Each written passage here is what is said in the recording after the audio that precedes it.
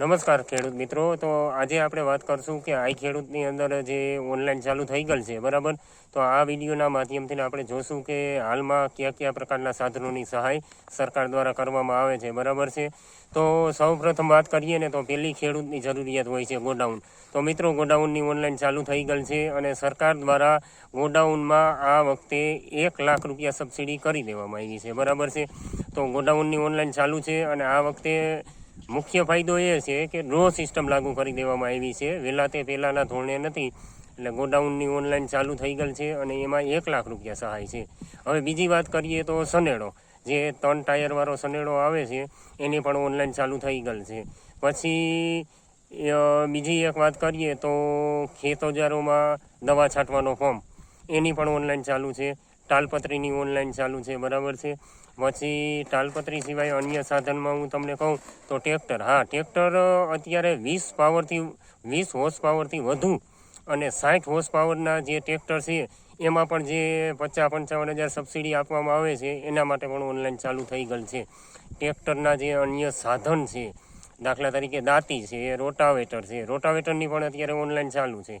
દાંતી, rotavator, પલટી ચવડા, પછી automatic ઓળણી, એમાં મિની ટ્રેક્ટર અને મોટા ટ્રેક્ટર બેયમાં ચાલુ થઈ ગઈ છે, બરાબર છે.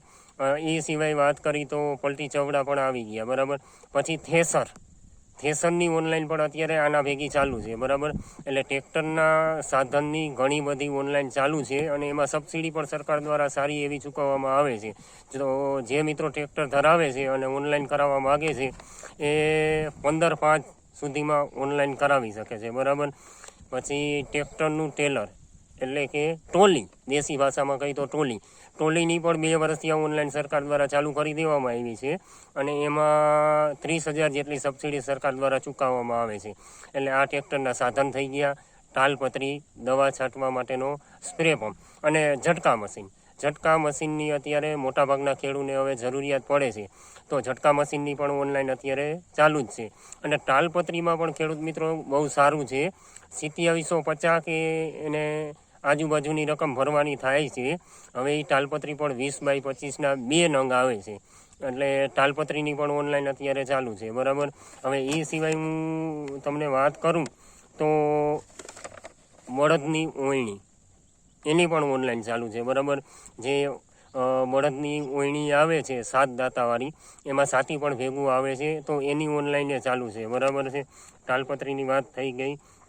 અને માલવાહક, કોઈ ખેડૂત છોટા હાથી અથવા તો યુટિલિટી લેવા માગે છે તો સરકાર એમાં પણ સબસિડી ચૂકવે છે, બરાબર, હાલમાં. તો એની ઓનલાઈન અત્યારે ચાલુ છે, જે માલવાહક તરીકે ઓળખાય છે ઓનલાઈનમાં, એની પણ ઓનલાઈન ચાલુ છે. બાકી તો ખેડૂત મિત્રો ટ્રેક્ટરના અનેક સાધનોની ઓનલાઈન ચાલુ છે, જે અમુક દક્ષિણ ગુજરાતમાં લાગુ પડે છે, અમુક મધ્ય ગુજરાતમાં, અમુક સૌરાષ્ટ્રમાં જે ઓનલાઈન લાગુ પડે છે, એવા ઘણા બધા સાધનોની હાલમાં ઓનલાઈન ચાલુ છે. પછી બાગાયત વિભાગમાં પણ જે બાગાયતી ખેતી કરે છે એની પણ ઓનલાઈન ઘણી બધી ચાલુ છે, બરાબર છે. આ જે મુખ્ય મુદ્દા હતા અને ખેડૂને જે જીવન જરૂરિયાતમાં રોજ ઉપયોગ આવે એ બધી વસ્તુ મેં આ વિડીયોમાં તમને જાણ કરી છે. એ બધાની ઓનલાઈન ચાલુ છે. તો મારી એક જ રિક્વેસ્ટ છે કે આ વિડીયોને વધુમાં વધુ શેર કરી અને ખેડૂત મિત્રોને જાણ કરો, જેથી એ ઓનલાઈન કરાવી શકે. અમુક ખેડૂત મિત્રોને જાણ પણ નથી હોતી.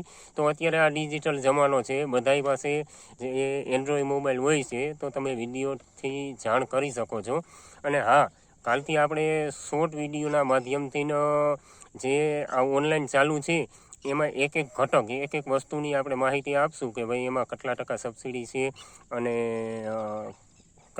કઈ રીતે વસ્તુ લેવાની થાય છે અને એમાં શું સરકાર દ્વારા સબસિડી ચૂકવવામાં આવે છે, એની પણ હું બનશે ત્યાં સુધી એક ઘટકની વિગતવાર કાલથી વિડીયો આ યુટ્યુબ ચેનલ ઉપર મૂકીશ. તો બસ આ વિડીયોમાં આટલી જ માહિતી હતી. અને છેલ્લે એ જ કે 15/5/2025 સુધી ઓનલાઈન ચાલુ છે.